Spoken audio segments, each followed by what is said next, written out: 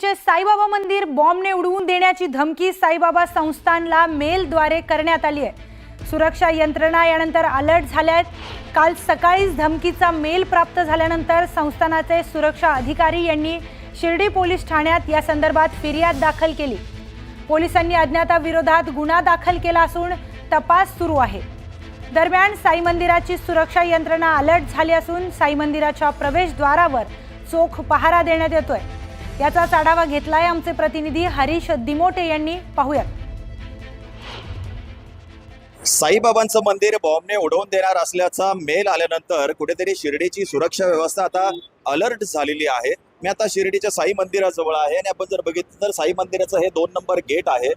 या ठिकाणी जे सुरक्षा जवान आहेत हे मोठ्या प्रमाणामध्ये या ठिकाणी तैनात आहेत। अशाच पद्धतीनं शिर्डीतल्या सगळ्या दर्शन रांगा ज्या आहेत जिथून भक्त प्रवेश करतात, या दर्शन रांगा असतील किंवा मंदिर परिसराचे सगळे जे गेट आहेत, जवळपास 5 गेट आहेत। या सगळ्या गेटवरती जे शस्त्रधारी पोलीस असतील, QRTची टीम असेल, जवान असतील, कमांडोज असतील, सगळे अलर्ट झालेले आहेत। साईबाबा संस्थानची स्वतःची देखील मोठी सुरक्षा यंत्रणा आहे। जवळपास 700च्या वर सुरक्षा कर्मचारी, त्याचबरोबर राज्य सरकारच्या पोलीस दलाचे सगळे जे जवान आहेत ते देखील रात्रंदिवस साई मंदिराची सुरक्षा या ठिकाणी करत असतात। आणि बॉम्ब शोधक पथक असेल, QRT टीम असेल, अनेक पथकं या ठिकाणी रात्रंदिवस अलर्ट असतात। आता धमकीचा जो मेल आलेला आहे त्यानंतर सुरक्षा यंत्रणा अलर्ट झालेली आहे।